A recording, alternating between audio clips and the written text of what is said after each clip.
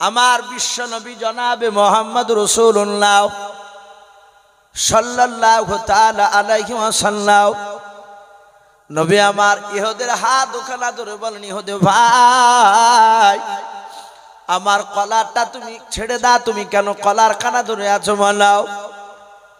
ওই বেঈমান ইহুদি ডাক দিয়ে বলেছিল, এই ভাই তোকে কারা সত্য নবী বলে মানে বল। আল্লাহর নবী বলেন, ইহুদি ভাই এই দেখো সাথী ভাইরা বসে আছে, এরা আমাকে সবাই সত্য নবী বলে তারা মানে। ইহুদের আলেমকে নবী ডাক দিয়ে বলুন, ভাই গো আমার কলারটা ছেড়ে দিয়ে তুমি কথা বলো না, নাও আমি তোর কলার খানা ছাড়বো নাও। নবীজিকে নাই অন্যায় করে কথা বলতে শুরু করলাম, লেতে ভাষায় বাপ যে কথা বলতে শুরু করেছে। নবীর যারা দিবানা তারা বাপজি সকলেই বাপ যে আপনার আশ্চর্য হয়ে তাকিয়ে আছে, এ কেন করেছে লোকটাও।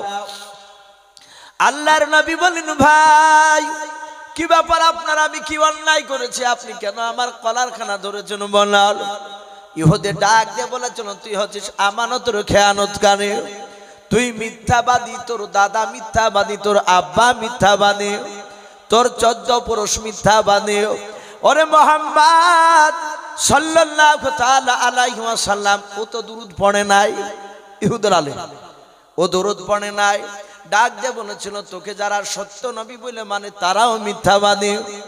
আল্লাহর নবী বলেন, গো ভাই আমাকে কেন এত বড় মিথ্যাবাদী কথা বলছো বলাও। ডাক দিয়ে বলেছিল, ভাই আমি তোমার কাছে আজকে দিয়ে আমার 4 বার আসা হলাও। শুনে নাও ভাই, আজ 20 দিন হয়ে গেল, 20 দিন আগে তোমাকে আমি 5টা টাকা দিয়ে গিয়েছিলাম, 5 টাকার পরিবর্তে 20 কেজি খেজুর নেব বলেছিলাম। ওরে ভাই আমি তোমার কাছে 15 দিন পরে এসে নিয়ে যাব বলেছিলাম, আমি 15 দিন করে দিন আসলাম, তুমি অস্বীকার করলাম। তারপরের দিন আসলাম, তুমি অস্বীকার করলাম। তারপরের দিন এসেছিলাম, সেদিনও তুমি অস্বীকার করলাম। ওরে ভাই আজ 4 বার হয়ে গেল তোমার কাছে আসা, তুমি পাকা মিথ্যাবাদী নবী। আল্লাহর নবী হাত ওখানে জোড় করে বলেন, ভাই আমি মিথ্যাবাদী নাই, আমি জন্ম নেওয়ার পর থেকে নিয়ে। ওরে ভাই আজ পর্যন্ত আমি কোনোদিন মিথ্যা কথা বলি নাই, জোরে বলুন সুবহানাল্লাহ।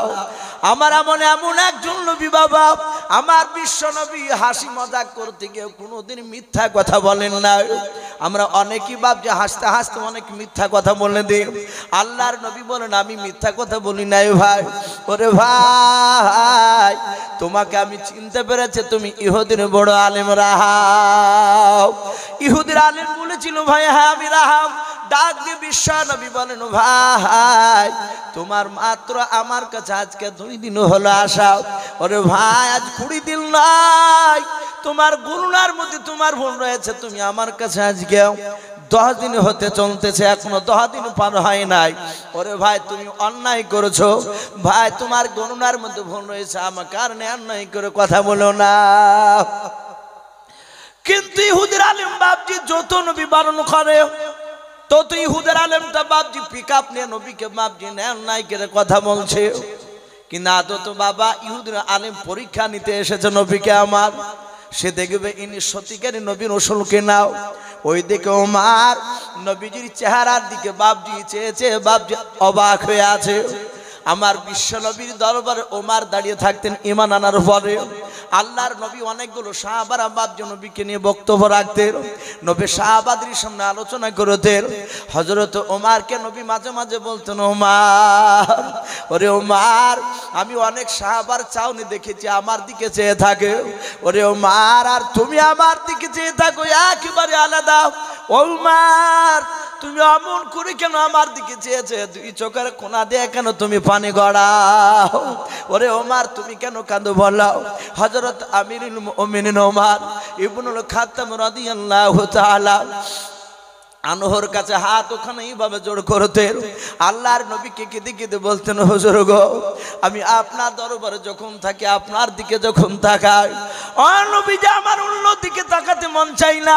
ও আল্লাহর রাসূল এই কান্না করি কারণে বলে কি কারণে তুমি কান্না করো রে সাহাবা? ওমর কেঁদে কেঁদে বলতেন নবী গো এই চোখ দিয়ে আমি আপনি এত বড় যে আপনি দামি নবী রাসূল, ও আল্লাহর নবী এত বড় দামি নবীকে আমি ওমর চিনতে পেরেছিলাম না। ও নবী ঈমান আনার পর থেকে এই জন্য বারবার শুধু আপনার দিকে তাকাই আর আমি মনে মনে কান্না করি আর বলি এই চোখ দিয়ে রাসূলুল্লাহকে চিনতে পেরেছিলাম না। সেই উমার বাপজি দাঁড়িয়ে দাঁড়িয়ে দৃশ্যখানা দেখলেন, উমার আর সহ্য করতে পারলেন না বাবা। উমারের কোমরে বাপজি তলোয়ারখানা খাবে ভরা ছিল, উমার তলোয়ারটা বের করে ডাক দিয়ে বাপজি ইহুদি বেঈমানকে ডাক দিয়ে বলেছিল আলেমটাকে, ওরে বেঈমান হাত নামাও, উমার এখনো মরে নাই, উমার এখনো জিন্দা, জোরে বলুন সুবহানাল্লাহ। অনেকগুলো সাহাবা ছিলেন, উমার 4 দিনকার ইমানদার সাহাবা। রাসূলের কলার ধরে ইহুদি ছাড়ছে না। নবী বারবার বলছে ভাই ছেড়ে দাও, ইহুদি ভাই ছেড়ে দাও, আমি তোমার অন্যায় করি নাই। আর ইহুদি রাসূলকে গালি দিছিল। ওমর খাঁচ করে তলোয়ারের উল্টো পিঠ দিয়ে ইহুদির হাতে আঘাত দিয়ে টান বেঈমান। ওমর মরে নাই, ওমর এখনো জিন্দা আছে। ওমরের সামনে রাসূলকে অন্যায় করবি, এ ওমর সহ্য করবে না, জোরে বলুন সুবহানাল্লাহ। এত জোর আঘাত করেছে ওমর ইহুদির হাতে। রাসূলের কলারটা এভাবে ধরা ছিল, এখানে তলোয়ার মেরেছে, হাতটা ছুটে গিয়েছে। ওমরের শক্তি সহ্য করতে পারেনি। ইহুদির বাপটি আঘাত লাগা হাতটা এইভাবে ইহুদি দিয়ে বুকের সাথে এভাবে চেপে ধরে আছে। ইহুদির 2 চোখ দিয়ে পানি পড়তে লাগলো। রাসূলের চেহারার দিকে ইহুদি তাকাচ্ছে। ইহুদির তাকানোর উদ্দেশ্য ছিল দেখি রাসূলুল্লাহ বিচার করে কিনা ওমরে। আমি তো ওমরকে কিছু বলি নাই। ইহুদি গালি দিয়েছে কাকে ভাই? রাসূলকে। কলার ধরেছে রাসূলের। ইহুদি চিন্তা করছে দেখি এ মুহাম্মদ সাল্লাল্লাহু আলাইহি ওয়াসাল্লাম যদি ওমরের বিচার করে তাহলে জানবো ইনি আখিরি জামানার রাসূল, আর যদি বিচার না করে তাহলে জানবো ইনি আখিরি জামানার রাসূল নয়, ই ভণ্ড নবী। ওমর আঘাত করি রাসূলকে বলছে নবী আমি বিনা অনুমতিতে মেরেছি ওকে। নবী এবার হুকুম দেন এই বেঈমানকে জবাই করে আমি জাহান্নামে পাঠিয়ে দিই। নবীজি হুকুম দিয়ে দেন। আমার বিশ্ব নবী দেখলেন ওমর চরম উত্তেজিত। ওমরের চোখ দুটো চোখের মতো লাল হয়ে গেছে। জানতেন ওমর রাসূলকে কতটা ভালোবাসতেন। আপনারা সকলেই জানেন ওমরের বাপ যে রাসূল একটা লাকাব দিয়েছিলেন, সেটা হচ্ছিল ফারুক। কি বলেছিলেন রাসূল? ফারুক। এটা ফারুক প্রথমে ওমরের নাম ছিল না, ওমরের শুধু নাম ছিল হযরত ওমর ইবনুল খাত্তাব, খাত্তাবের বেটা ওমর। কিন্তু ফারুক টাইটেলটা রাসূলুল্লাহ দিয়েছিলেন। নবী দেখেছিলেন ওমরের মধ্যে নবুয়তি মেজাজ, বলুন আলহামদুলিল্লাহ। কেন? আপনারা হয়তো শুনেছেন এক রাসূলের বাপজি সাহাবা আর এক ইহুদি বেঈমানের সাথে বাপজি একটা খাজুরের গাছ নিয়ে বাপজি তাদের গন্ডগোল। ভুঁইয়ের আলে বাপজি ইহুদির খাজুর গাছ ছিল একদম আলের ধারে, জমির আলে, আলু বলেন তো। কিন্তু সাহাবা আলটাকে বা জমিটাকে ঠেলাঠুলি দিয়ে খাজুর গাছটাকে সাহাবার দিকে করে নিয়েছে। অনেক মানুষ নাই ভাই, অনেক মানুষ আছে এরকম মোটা আলকে কাটতে কাটতে কাটতে কাটতে বাপজি বিলেট করে ফেলাইছে। কিছু মানুষ আছে দেখেন মাঠে যদি কুদাল নিয়ে যায় আর যদি নেংটি মারে ভাই, আমাদের দিকে চলতি ভাষায় বান্না মারাকে নেংটি মারা বলে। যদি মারে আর যদি আলের কোলে কুদাল নিয়ে বসে তারা জানতে হবে আল কাটতে বসে পড়াচ্ছে। আল কাটবেন না ভাই। আপনি যদি উদ্দেশ্য থাকে যে আমার এই আলটাকে কেটে আমি একটু জমি বাড়াই, কিয়ামতের ময়দান আপনাকে হিসাব দেওয়া লাগবে। তো সাহাবা খাজুর গাছটাকে তার দিকে ভরে নিয়েছে। সাহাবায়ে কেরামের কাছে এসে ইহুদি বলল ভাই গাছটা আমার দিকে ছিল, তোমার দিকে গেল কি করে? বলে দেখতে পাচ্ছ না জমির ভিতরই গাছ ভরা। বলে আমি বিচার চাই। বলে চলো। বলে আল্লাহ রাসূলকে বাপজি বিচার দিলে। ইহুদি বলল তোমার নবীকে আমি না মানতে পারি, কিন্তু তোমার নবী ন্যায্য বিচার করে, বলুন আলহামদুলিল্লাহ। নবী একেবারে স্পট একদম ওই জমিতে গেলে ভুইয়ে যাওয়ার পর দেখলেন গাছটা প্রকৃতি ইহুদির গাছ। নবী বললেন ওগো সাহাবা এই গাছটা তোমার নেওয়া অন্যায় হয়েছে, গাছটা ছেড়ে দিও। এই গাছটার মালিক হচ্ছে ইহুদি ভাই, নবীকে মানে না, সে ইহুদি, অমুসলিম। ইহুদি বলল, দেখিলে ভাই তোমাদের নবী ন্যায্য বিচার করে, কর্তেনে বিচার করে না, রসুল চলে গিয়েছে। সাহাবা বলল, ভাই বিচারটা একটু গন্ডগোল হয়ে গেছে। বললো, গন্ডগোল মানে? বলে, রসুল্লাহ হয়তো অন্য কোনো টেনশনও ছিল, তাই বিচারটা ভালো করে চিন্তা ভাবনা করেনি, মানে অর্ধেকে বলেনি তারই লিগে। তো বললো, ভাই আরে একটা লোক আছে বিচারও। বলে, কে? বলে, চলো রসুলেরই সাহাবা ওমর। আর এই সাহাবা জানতেন যে ওমরের সামনে ইহুদির নাম শুনলি চটকে ওমর রেগে যেতে, তার চোখ দুটি কুখের মতো লাল হয়ে যেত। শতাহাতে বাপজি ইহুদি বলল, ভাই তোমার নবীর বিচারকে মানবা না? বলে, চলো ওই ওমরের কাছে যায়। ওমরও জানে যে রাসূলুল্লাহ জিন্দা থাকা পর্যন্ত, জীবিত থাকা পর্যন্ত দ্বিতীয় কোন সাহাবারা আর বিচার কেউ কারো করবেন না। বলুন আলহামদুলিল্লাহ। এটা সাহাবাদের অগাধ বিশ্বাস। তাই রসুলের সাহাবা ওমরের কাছে গিয়ে সাহাবা যে বলছেন, হুজুর একটা বিচার নিয়ে এসেছি। নবীর সাহাবা ওমর বলেন, ভাই বিচার আউয়াল না ইসনান? বিচার প্রথম না দ্বিতীয়? ওমর বুঝতে পেরেছে বিচার মনে হয় রাসূলুল্লাহর কাছে হয় যায়নি, আমার কাছে এসেছে। যদি বলে প্রথম, তাহলে রসুলের কাছে পাঠাবো। আর ভেবেছে যদি রসুলের কাছে যায় তাহলে বিচার আউয়াল হবে না, ইসনান দ্বিতীয় বিচার হবে। তার মানে রসুলের বিচার মনে হয় মানে নাই। ওমর বলেন, ভাই বলো বিচার প্রথম না দ্বিতীয়? রসুলের সাহাবা বলেন, বিচার দ্বিতীয় বিচার। বলে, আমার দরবারে কে নিয়ে এসেছে? সাহাবা বলেন, হুজুর আমি নিয়ে এসেছি। ওমর বললেন, ভাই তুমি দাঁড়াও, আমি ঘর থেকে আমি উত্তম বিচার করার জন্য আসছি। ওমর ঘরে গিয়ে তলোয়ারখানা বাপজি ঝোলানো ছিল, খাপ থেকে তলোয়ারটা বের করে নিয়ে আসছে। আর সাহাবা মুচকে মুচকে হাসছে, যে বেটা তুই গাছ নিবি? ইহুদির দিকে তাকে, তোর গাছ নেওয়া তোর আজ ছোট আছে। ওমর চিন্তা করেছে, সাহাবা বলছে দ্বিতীয় বিচার। আর ইহুদি বাপজি দাঁড়িয়ে সামনের দিকে পা ফেলছে না, পেছন দিকে বাপজি পা টানছে। ও জানে যে ওমর যেমন তেমন মানুষ নয়, হয়তো ওমর এগিয়ে গিয়ে আমাকে হতে শেষ করে ফেলবে, তাই পালানোর রাস্তা খুঁজছে। ওমর বলেন, সাহাবা একটু কাছে এসো, মানে তলোয়ারের আগে আছে, ও হাত পাচ্ছে না। ওমর বলে, ভাই একটু কাছে এসো। আর ও আনন্দ করে কাছে গিয়েছে, যাহাতে কাছে গিয়েছে ভাই। আর ওমর অমনি হাতকে উঁচু করে তলোয়ার তুলে খ্যাচ করে বাপ যা একদম তলোয়ার সাহাবার গলায়। ওই খাজুর গাছ নিয়ে যে গন্ডগোল করছে, বডি থেকে মাথাটা অমনি মাটিতে। আর ইহুদি ভাই বাপজি এই তো বলে, সর্বনাশ, নিজের জাত ভাইকে পর্যন্ত ছাড়ছে না। বলে, ওগো ওমর, আর খেজুর গাছ দরকার নাই, যেই ভুঁয়ে খেজুর গাছ আছে ও ভুঁই পর্যন্ত নিতে যাবো না, ও ভুঁয়ে যাবই নিয়ে। ওমর বলছেন, এই ইহুদি দাঁড়া, আমি ওমর, দাঁড়িয়ে যা, না হলে খবর খারাপ। থরথর করে কাঁপছে। বলে, হুজুর মাফ করবেন, আর যাবো না আমি খেজুর গাছ নিতে। ওমর বললেন, গাছ তো বাড়ি, এত বড় বেয়াদব, রসুলের বিচারকে অমান্য করে ওমরের কাছে এসেছে। গোটা এলাকায় তোলপাড় শুরু হয়ে গেল। ওমর একটা জীবিত মানুষকে তাজা দোহাই করে ফেলেছে। রসুলের কাছে খবর গেল, নবী ঘটনা সব শুনলেন।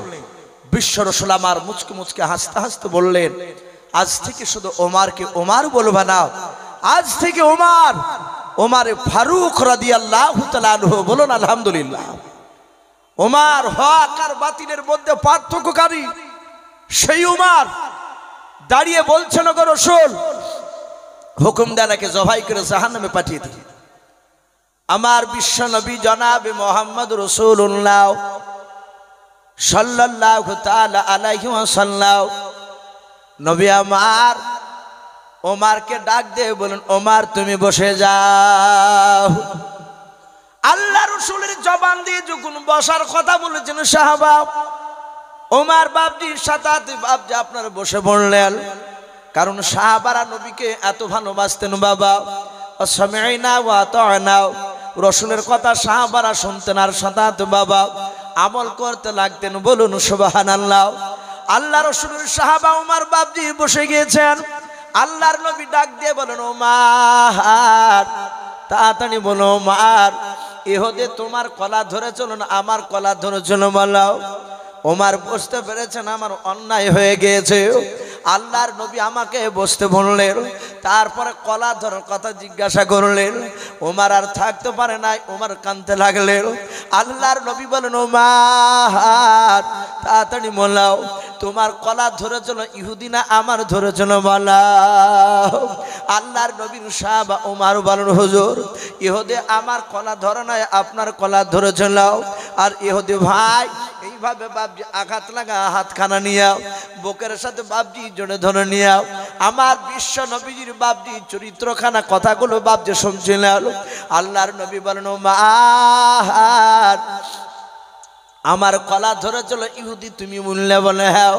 বলে নবী গো আমি সুচোখে তো দেখলাম।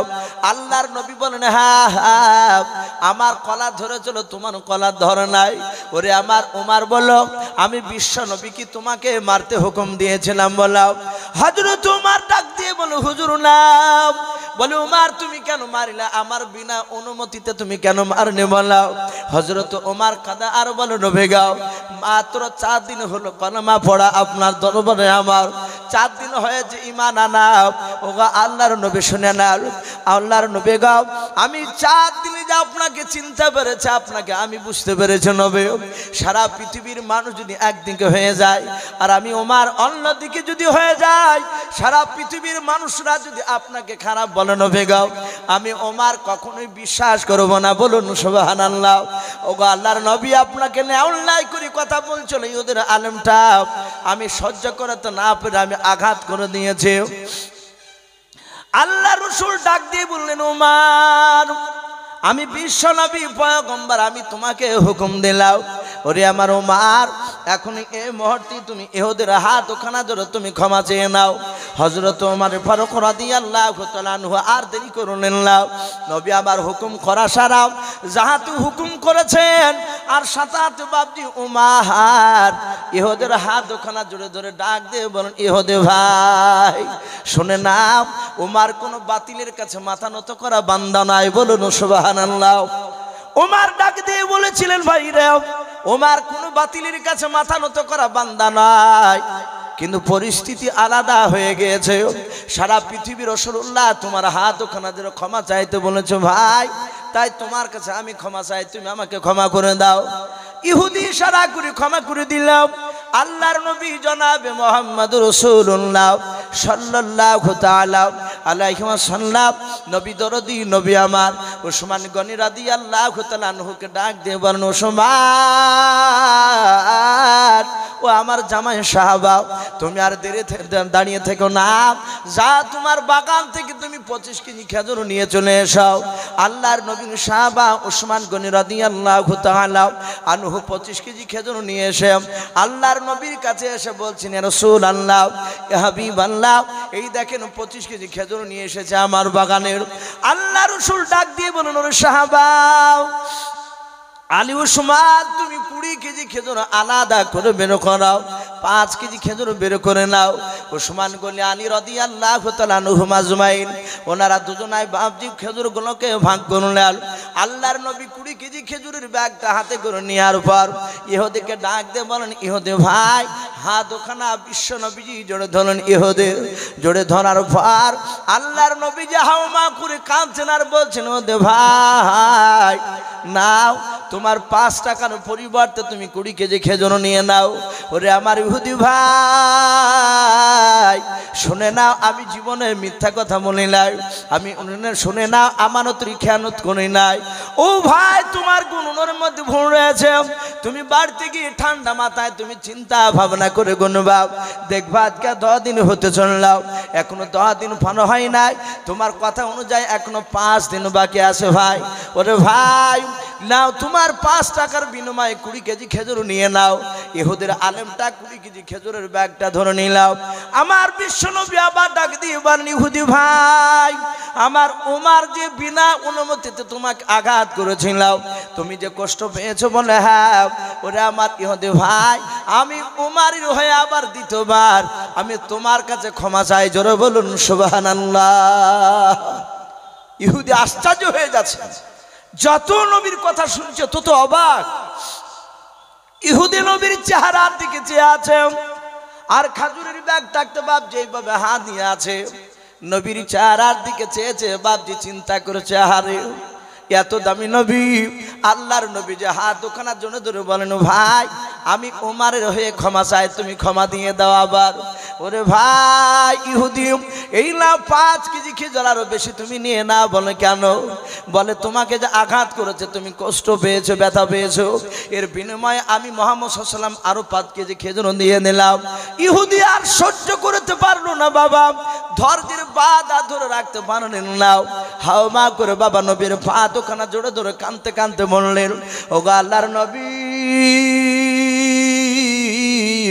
আমি অন্যায় করে আপনাকে গালিগালাজ দিতে এসেছিলাম। নবীকে আমি তাওরাত পড়েছি, আখিরি জামানার যিনি নবী হবেন তিনি আখিরি জামানার রাসূল যিনি হবেন তিনি আমানতের খেয়ানত করবেন না। আর ওনার সামনে হাজারো অন্যায় করলে অন্যায়কারীকে তিনি মাফ করে দেবেন। জোরে বলুন সুবহানাল্লাহ। ওগো রাসূল, আমি 2টো পরীক্ষায় করেছি আপনার কাছে, 2টি পাস করে গেছেন আপনি।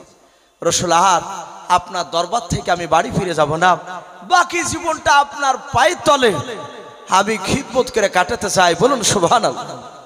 নবীর সাথে হাতে তাকে বুকের সাথে তুলে ধরে, বুকের সাথে জড়ে ধরে আমার বিশ্ব নবী বাপজি কলমা পড়ে তাকে মুসলমান বানিয়ে নিলেন। বলুন সুবহানাল্লাহ। ভাই, এই ছিল রাসূলুল্লাহর বাপজি চরিত্র।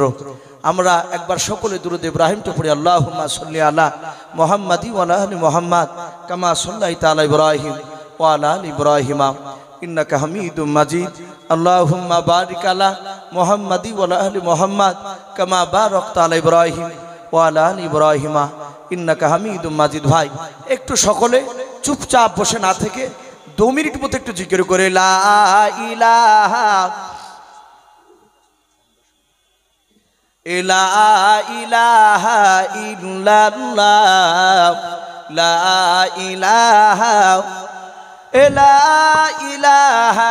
ইল্লাল্লাহ মুহাম্মাদুর রাসূলুল্লাহ।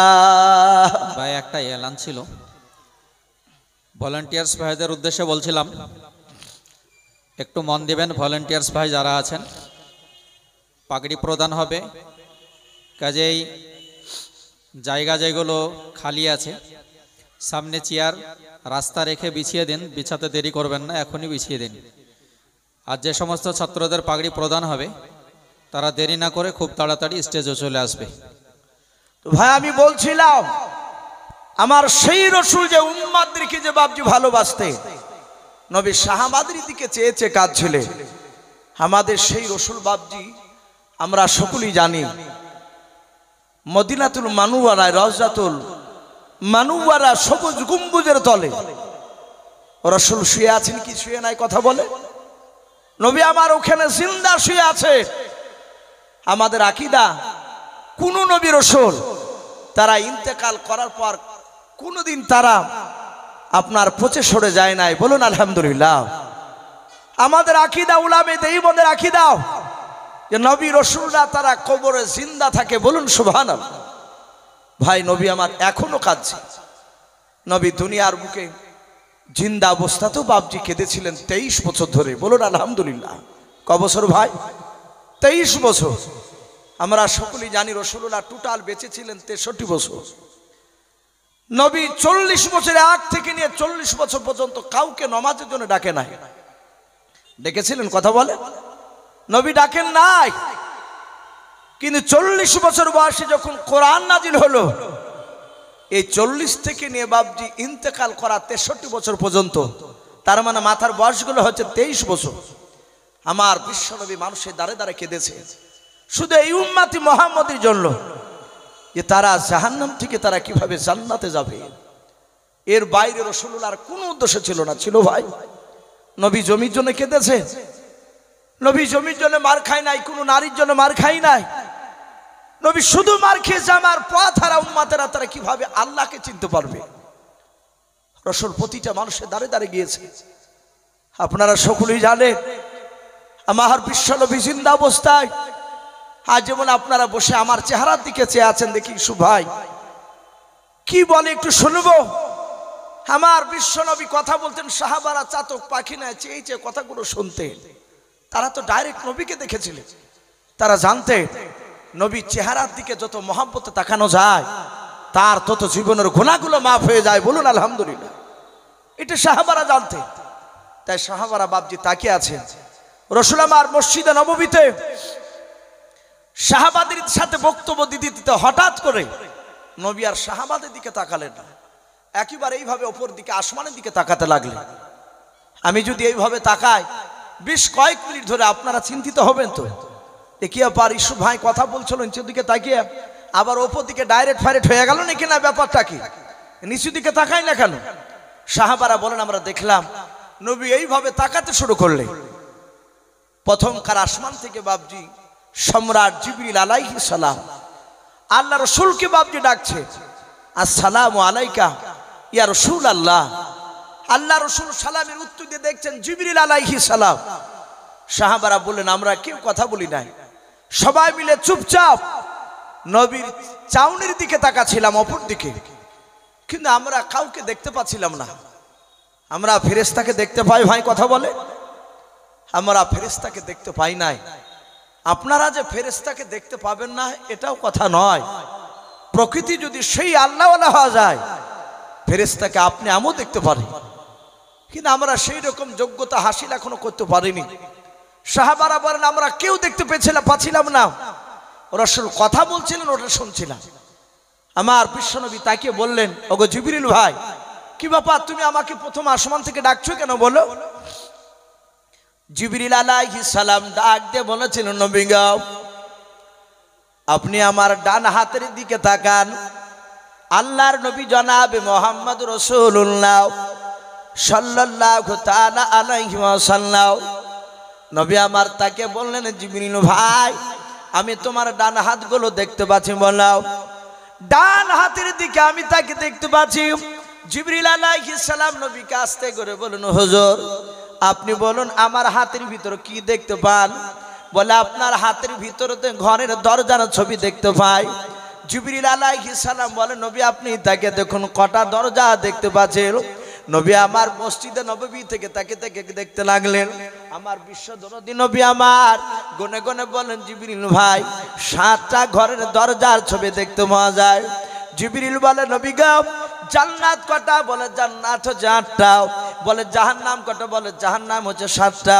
ও আল্লাহর নবীজি আপনি দরজা 7টা দেখতে পাচ্ছেন? বলে হ্যাঁ, এই 7টা দরজা জাহান্নামের দরজা। এক একটা জাহান্নামের দরজা আপনার কাছে নিয়ে এসেছি। আল্লাহর নবী বলেন জিবরিল ভাই কেন দেখাতে নিয়ে এসেছো? মালাও বলে আমার আল্লাহ আপনাকে জানানোর জন্য দেখানোর জন্য পাঠিয়েছে যা আমার রাসূলকে দেখে দিয়ে সব এক একটা জাহান্নাম দিয়ে কোন কোন নবীর বেঈমান উম্মাতেরা জাহান্নামে যাবে একটু বলে সব। আল্লাহর নবী ডাক দিয়ে বলেন জিবরিল ভাই প্রথম দরজা দিয়ে কোন নবীর বেঈমান উম্মাতেরা যাবে একটু মনে দাও। হযরত জিবরিল আলাইহিস সালাম ডাক দিয়ে বলেন নবী গো প্রথমকার দরজা দিয়ে হযরত আদম শফিউল্লাহ আলাইহিস সালাম, হযরত ইদ্রিস নবী আলাইহিস সালাম, হযরত শীশ নবী আলাইহিস সালাম, এইভাবে বাপজি কয়েকটা নবী রাসূলের নাম করলেন। নাম করার পর বলেন নবী এই সব নবী রাসূলেরই এক শ্রেণীর বেঈমান উম্মতে হবে, তারা প্রথমকার দরজা দিয়ে জাহান্নামে চলে যাবে। আল্লাহ রাসূল ডাক দিয়ে বলেন জিবরিল ভাই 2 নাম্বার দরজা দিয়ে কোন নবীর বেঈমান উম্মতে যাবে বলাও।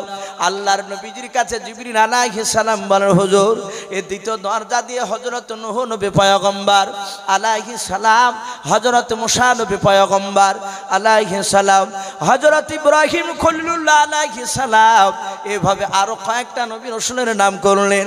করার পর বলেন নবী গো 2 নাম্বার দরজা দিয়ে এই সব নবীদের এক শ্রেণীর বেঈমান উম্মতে হবে, তারা এই দ্বিতীয় দরজা দিয়ে জাহান্নামে চলে যাবে। এইভাবে জিবরিল আলাইহিস সালাম 1 2 3 বিচার করে করে বাবা 6টা দরজার নাম করে দিলেন। আল্লাহর নবী বলেন জিবরিল ভাই 7 নাম্বার দরজা দিয়ে কোন নবীর বেঈমান উম্মতি যাবে জাহান্নামে তাড়াতাড়ি বলে দাও। জিবরিল কথা বলে নাই, নবীর দিকে ফাল করে চেয়েছে বাপ যে জিবরিলের চোখের কোণা দিয়ে পানি গড়ছে। আল্লাহ রাসূল ডাক দিয়ে বলেন জিবরিল ভাই তুমি এক এক করে তুমি 6টা তুমি দরজার তুমি নবী রাসূলের নাম করে নাও, কারো বালায় তুমি কাঁদো নাই। আর 7 নাম্বার দরজার কাছে কেন তুমি কান্না করেছো, নামটা কেন বলো নাই? হযরত জিবরিল আলাইহিস সালাম আস্তে করে বলে নবী গো আমি চরম কষ্ট পাই। বলে আর কষ্ট পাওয়া লাগবে না বলো। জিবরিল আলাইহিস সালাম আস্তে করে কাঁদতে কাঁদতে বলেন হুজুর 7 নাম্বার দরজা নিয়াও, কিয়ামত পর্যন্ত নবী আপনার এক শ্রেণীর বেঈমান উম্মতিরা হবে। নবী গো আপনাকে তারা মানবে না, আপনার এক শ্রেণীর বেঈমান উম্মতিরা তারা আল্লাহর কোরআনকে মানবে না, আপনার সুন্নাতকে মানবে না। ওগো নবীজি ওই এক শ্রেণীর বেঈমান উম্মতিরা 7 নাম্বার দরজা নিয়েও আপনার সেই উম্মতিরা তারা জাহান্নামে চলে যাবে। রাসূল হাওমা করে কাঁদতে লাগলেন। ভাই নবী 4 দিন সাহাবার কাছ থেকে চলে গিয়েছিলেন, গুহার ভিতর সেজদায় পড়ে পড়ে শুধু কাঁদছিলেন আমার উম্মতরা জাহান্নামে যাবে, আমি নবী জান্নাতে সহ্য করতে পারবো না। ভাই অনেক লম্বা ঘটনা, সেদিকে আমি আর যাব না, কারণ আজকে জালসা যিনি দ্বিতীয় বক্তা আমার পরে যিনি আসবেন উনি অলরেডি চলে এসেছেন স্টেজের ওপরে। তো যাই হোক মুফতি সাহেব একটু ইশারা করেছিলেন, আমি আর লম্বা চড়া করবো না। আমার বিশ্বনবী দরুদ নবী রহমতের নবী তাকে জিবরিল আলাইহিস সালাম এসে বললেন ওগো রাসূল আর কাঁদবেন না। এরপর অসাকাম হে নবী আপনি সেজদা তুলুন আর কাঁদবেন না। আপনার যারা প্রকৃতি উম্মতি হবে তারা কোনোদিন জাহান্নামে যাবে না, বলুন সুবহানাল্লাহ। যারা প্রকৃতি আপনার উম্মতি হবে। তাই ভাই আমি আপনাদেরকে অনুরোধ করব, আমার বিশ্বনবী কেঁদেছেন আমাদের জন্য, জিন্দা অবস্থাতে কেঁদেছেন, ইন্তেকাল করার আগেও, ইন্তেকাল করার পরে এখনো বাপজি মদিনাতে রাসূলুল্লাহ রওজাতুল মানওয়ারায় এখনো উম্মতি করে কাঁদছে। কিয়ামতের ময়দানও বাপজি রাসূলুল্লাহ কান্না করবেন, বলুন আলহামদুলিল্লাহ, শুধু উম্মতের জন্য। তাই ভাই আমি সকলকে বলবো আমরা সকলে 5 ওয়াক্ত নামাজ পড়বো, বলুন ইনশাআল্লাহ। আর কিছুক্ষণ পরে ইনশাআল্লাহ আপনারা দেখতে পাবেন আপনারা যে বাপজি টাকা দিয়ে এই যে মাদ্রাসা বাপজি আপনারা ছাত্রদেরকে খাবার খাওয়াছেন, সে খাবার খেয়ে বাপজি কোরআনের হাফেজ তৈরি হয়েছে। আজ গোটা পৃথিবীর এক শ্রেণীর বেঈমানরা তারা চক্রান্ত চালাচ্ছে যে মুসলমানকে শেষ করতে হলে মাদ্রাসাকে প্রথমে বন্ধ করা লাগবে, আর মাদ্রাসা যদি বন্ধ না করতে পারা যায় তাহলে ইসলামকে ধ্বংস করা সম্ভব হবে না। তাই বাপজি মাঝে মাঝে মানুষ বলছে অনেক কিছু বেঈমানরা যে মাদ্রাসাতে সন্ত্রাস শিক্ষা হয়, বলুন আস্তাগফিরুল্লাহ। আজ পর্যন্ত প্রমাণ কেউ করতে পারেনি, কিন্তু এগুলো বাপজি তাদের একটা বলার উদ্দেশ্য যে কোনো কৌশলে মাদ্রাসাকে বন্ধ করা চক্রান্ত চালাচ্ছে। তাই ইনশাআল্লাহ ভাই আমরা জান মাল আমরা যতদিন বেঁচে থাকবো ইনশাআল্লাহ আমরা মাদ্রাসার সহযোগিতা করব, বলুন ইনশাআল্লাহ। প্রয়োজন হলে জান যদি প্রয়োজন হয় আমরা জান দিতে রাজি আছি, বলুন ইনশাআল্লাহ। তো ভাই আমি এই বলে আমার বক্তব্য শেষ করলাম। ওয়া আখিরি দাওয়ানা আনিল হামদুলিল্লাহি রাব্বিল আলামিন। আসসালামু আলাইকুম ওয়া রাহমাতুল্লাহি ওয়া বারাকাতুহু।